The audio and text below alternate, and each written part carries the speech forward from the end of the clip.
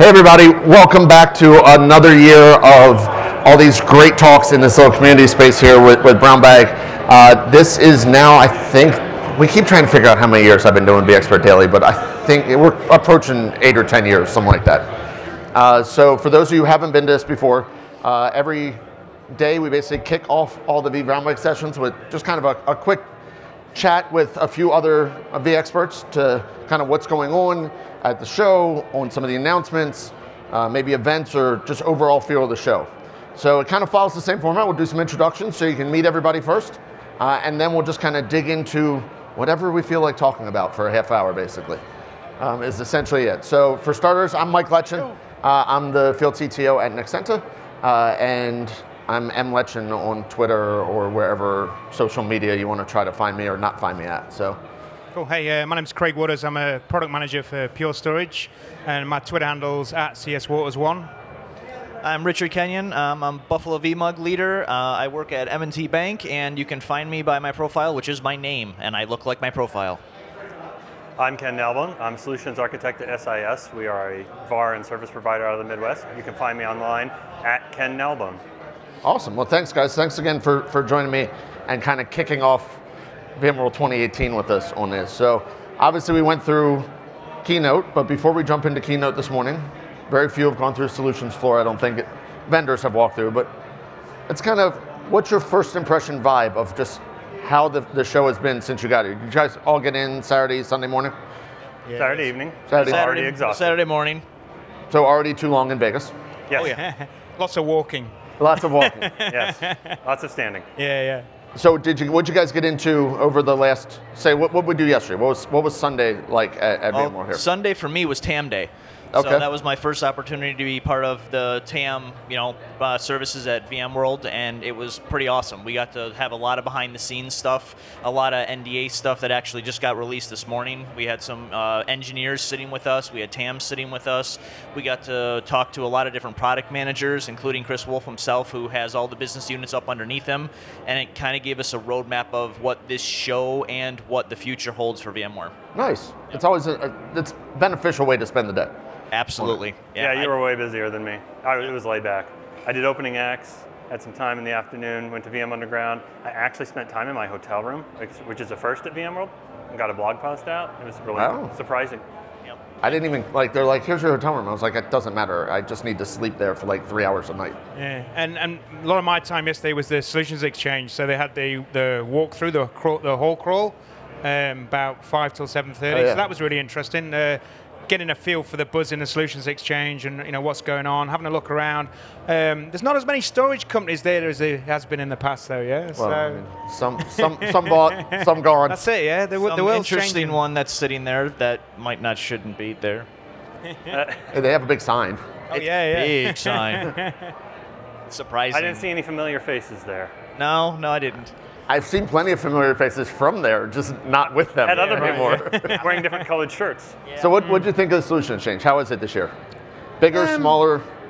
Yeah, it seems to be a lot more diverse, I think, this time. Yeah, I always like to, obviously you've got all the main sponsors there, but I always like to go around the periphery, around the edges, to kind of see some of the new up-and-coming pieces, yeah. So I thought that was quite interesting. There's always something there unusual, but also as well, the kind of the way that VMware's kind of laid out their booths is quite different as well. They've got focus areas around IoT, HCI, those kind of solutions. So I think that's a bit different. That's quite a bit interesting as well. Did you guys go through the floor at all? I have not. I was learning.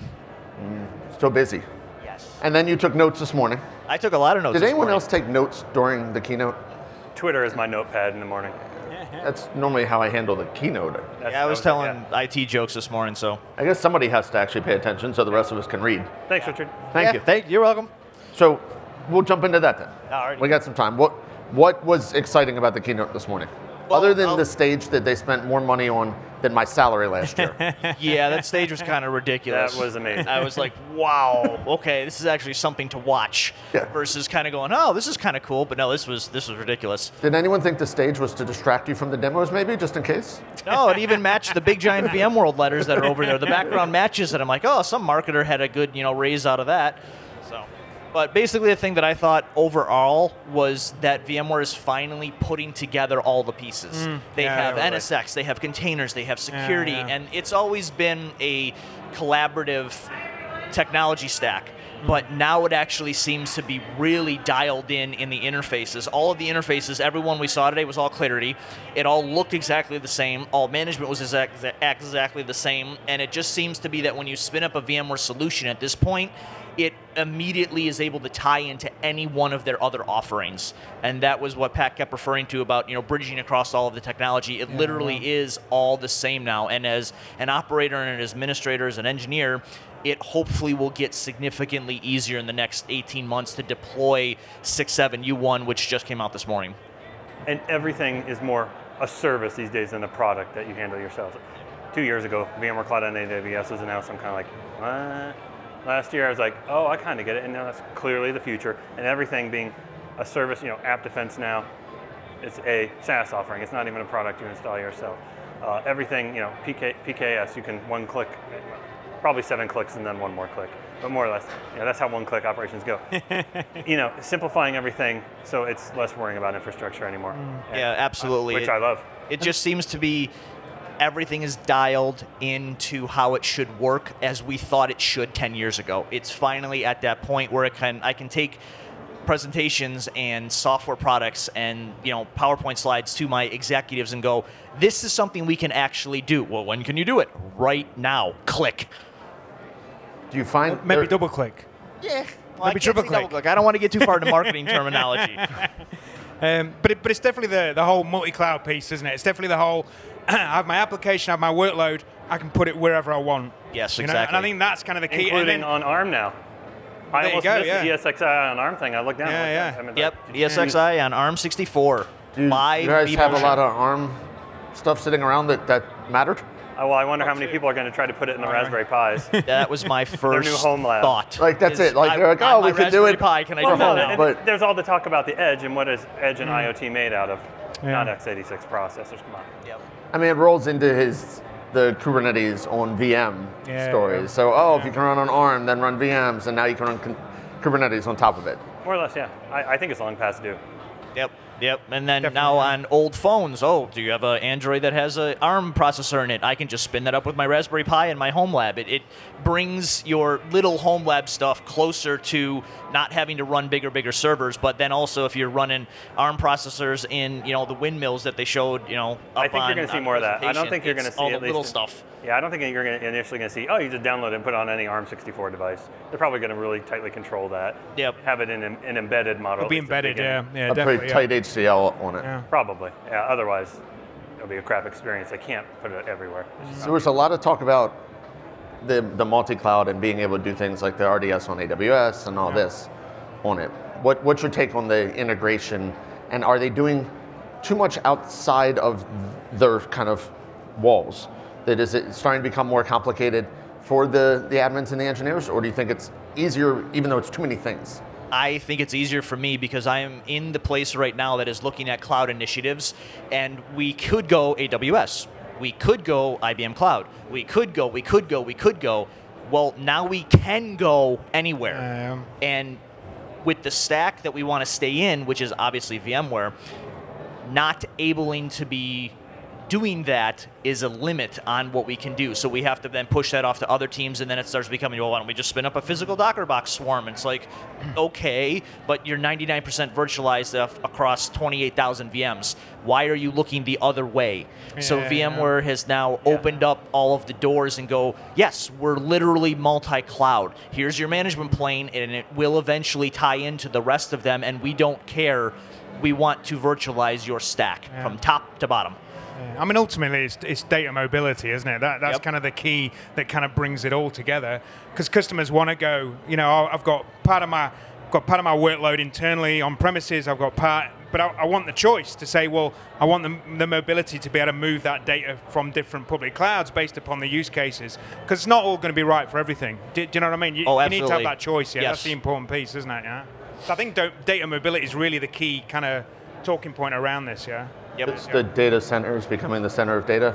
Was that the line? Well, it's not funny. It's not called a service center or a storage center. It's actually called a data center, right? What'd you think of the new SDDC, the self-driving data center? Some marketer got happy. Yeah, We need new squares to fill in buzzword bingo, so we got it. Yep. it's true. Basically. I did not have that square on my bingo that said self-driving. I'm like, wrong conference. We need 2 squares, one on there for on-premises, and then one just for Pat Gelsinger that says on-premise. Anybody get sick of hearing Oh yeah. Ooh. Yep. We're still doing that one, aren't we? Still debating that one. Yeah. Yep. Well, That's correct, though. I was late to that one. Never bothered me, and then I heard it. Yeah, I can't unhear it. Yeah, it is one of those ones just We- sticks with you. Once you start hearing it, you're like, damn it. So we've all got to tweet Pat now and tell him that it's premises. Oh yeah, I already did, but he ignores me, I'm sure. Okay, yeah. Well, next time I see him, I'll definitely mention it. I'm yeah. sure, yeah. Oh, you go ahead He'll and do listen to that. us, right? Let me know how that works out for you. Right. He'll be like, what? So as we go into today now, after the keynote, there's a bunch of sessions and everything else, but one of the things that we always tend to promote on here are what are the other things people should be making sure they do today, outside of going to a session that maybe is full, maybe you can talk to somebody if they're instructing or somebody specific you want to see or something. But what else is on the plate? What do you think people should be doing today? So I think people should be looking for the V-Trail map. I think that's a really good piece. And I'm pointing over here, I'm pointing to the camera, but behind the camera are the blogger tables. And I'd really recommend, if you've got 5, 10, 20 minutes, then head over there and just say hello to a few people in the community. I think that's a really important piece of the event. Plus, you can get the good coffee here. Get yourself a good cup but of you coffee. need cloud you need creds. code creds, right? Yeah. Do you really? Yeah. Oh, well, then I'm not getting so a it's good code coffee, I creds guess. or I think cloud it's- creds? I think it's code creds. Oh, okay, Does yeah. anyone know? How do you So get the anyone coffee? got any cryptocurrency they could spare for a coffee? Can I Should I- blame We have to blockchain? Will Bitcoin code mine for now for crypto, coffee. yeah. Oh, it's code? Will code for Yeah, crypto. it's yeah, code. there you go. One of the things that I enjoy doing at the conference, more so than all, speaking of community, is I tend to find the most shell-shocked looking person and go, come on over here. What's up with you? You okay?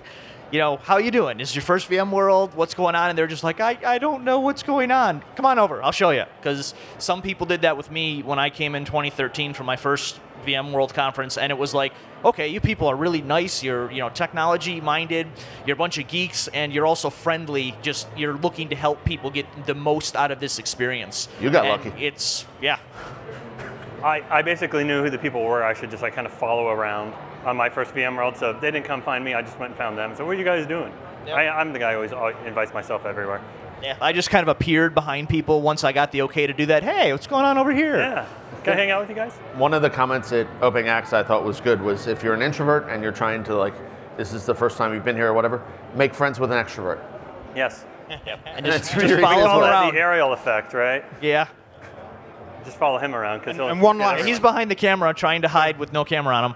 So one last plug as well. It's the rubric are doing the All Stars, the V All Stars. I got my card this year. I'm quite Congrats. happy about that. So head over to the rubric booth. I think it's about 4 o'clock, and they're going to be trading cards. So get them while they're hot. Yeah. And another plug for the rubric booth at 5. Duncan Epping and the other authors of the cluster books, as well as the host deep dive books, are going to be signing them over at the rubric booth.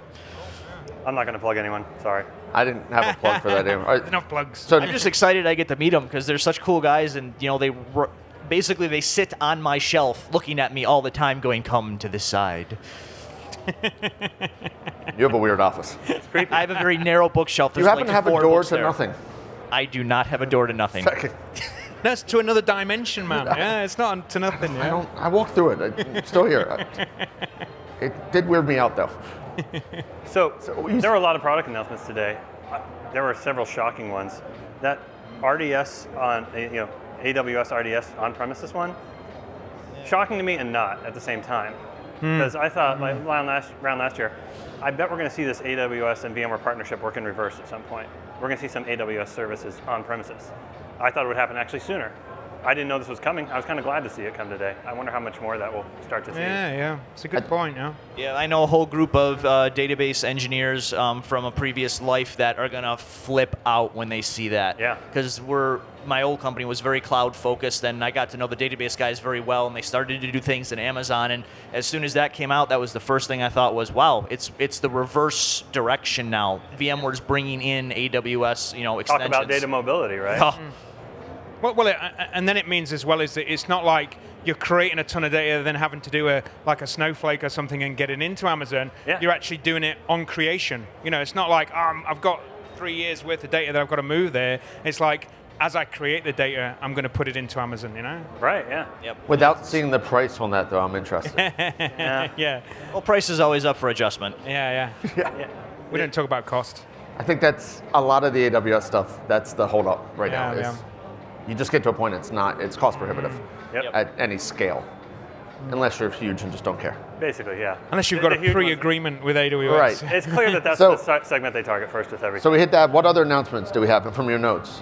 We have the cloud automation services with the 3 new pieces of it, the cloud assembly, the service broker, and the code tree, which actually we got notified about it yesterday at TAM Day, and I don't know what they do, but they sound like I need them.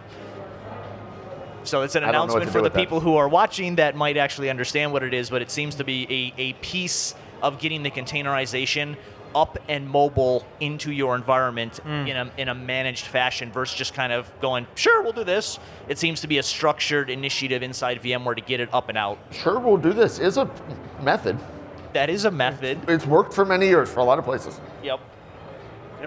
So tonight then, what's the plan for tonight? Hackathon. Yep. Yeah. Oh, that was a Thanks. quick answer.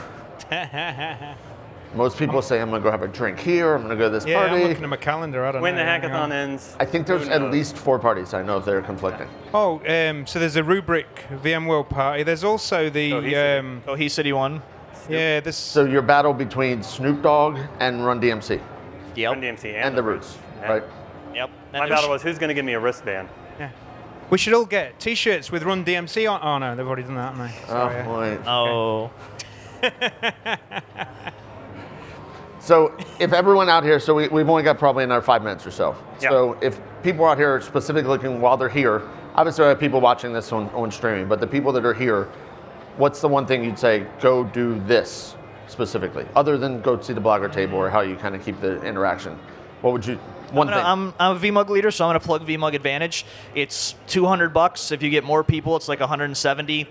Give or take if the prices have changed since yesterday, and it gives you access to the entire community. It helps support the community, and most importantly, it gives you 20 to 50% off all your training and certification exams if you self-fund, as well as you get licenses to pretty much any VMware product for you to run in your lab or at your business, as long as it's not running prod data. And it is licensing the thing's best good. $200 The licensing thing If you're finally doing getting added home back then in. the licensing thing's Yep. to go. Yeah, It's definitely, yeah. basically it's the old version of how TechNet used to work for Microsoft, and it is you can expense this. It's so cheap, and if you can't, then just tell your executives to take you out to lunch and just switch the cost. If you can't expense it, then I was you're in going a to say bad find job. another job. You're going You to can't get a expense great job after you $170. get those licenses and train yourself up, right? Yep. Speaking of certs, though, you mentioned certs. Are you guys doing any certs while you're here? Maybe I'll drop in and just try one cold, but I haven't. Yeah, I'm looking to try the cold VCAP design one. I think I might try Because Just cause. the VCIX NV, or just renew my DCV up to 6.5. I'm still It's behind. 50% off, isn't it, at the moment? Yeah. Yeah. Yep. Yeah. I mean, it's Same worth like- doing a VCAP just for 50% off. Right. And even if you want to think of, I might not pass it because I'm going in cold, you can at least have a actual blueprint of what you are trying to study to get the cert Exactly. for 50% of what you would normally or spend. figure to out fail. how really bad you are. Exactly. And I mean, you could do it twice, couldn't you? And then it's Yep, she could. it's for full price, you know. So there you go. Do it once, figure it out, go do it That's again. Yeah. I would say one thing you should do, if you're tight on time and you're not going to go to a bunch of sessions, which you shouldn't anyway, the ones you should go to are the ones that you can be interactive with the presenters. If it's a roundtable or meet the experts, because everything's recorded, but when you get a chance to actually speak to the engineers that work on a product or something like that, that's the one you shouldn't pass up while you're here. Yeah, that's the value of the breakouts, is that you get a chance to go and speak to the speaker afterwards. Yeah, I think that's a cool point. Yeah. So I'm gonna. if you see engineers walking around, feel free to tackle them. That's why they're actually out about talking to people. If you can have the ability to talk to an engineer who Just writes don't the tackle code, them. You will get kicked out of the conference. We need to put that disclaimer in place. maybe a friendly Do not hug. tackle the engineers. Yeah, rugby running tackle. hug. Yeah. A running hug. Running is hug is acceptable. acceptable. They've got Yes. to be horizontal. But it's your chance to talk to them Don't leave- about don't both leave with your head. positive and negative feedback about the products that Yeah, you yeah. use in your businesses every single day. Yeah. Yeah, Okay. and I'm just going to plug the Solutions Exchange. Go over to Solutions Exchange, spend some time there, talk to some of the vendors there. They're trying to sell things, but at the same time, there's some very interesting conversations that you can have in those booths. So I like your go speak idea to those earlier. Wander experts. the outside ones. Yeah. The smaller ones are really Those interesting. small little outside ones are some of the ones you'll start hearing about Yep. in the next year. So make sure you hit Totally those agree. up. Yep. Well, awesome, guys. I think we'll wrap it and actually let them stay on schedule, maybe even go a little early. So thank you guys again for joining us. I have no idea who's up next on the schedule. So probably another vBrownBag. They're going to be great. Whatever it wherever is, they they're are. great sessions on Yeah, it. So if you can make the ones here, I've been doing ones in here for many, many years, and they're always enjoyable. So thank you all. We will be back tomorrow with some other vExperts for vExpert Daily again tomorrow. Keep Have watching. a great day. Thank you. See ya. Bye. That was fun. I was a lot more nervous when I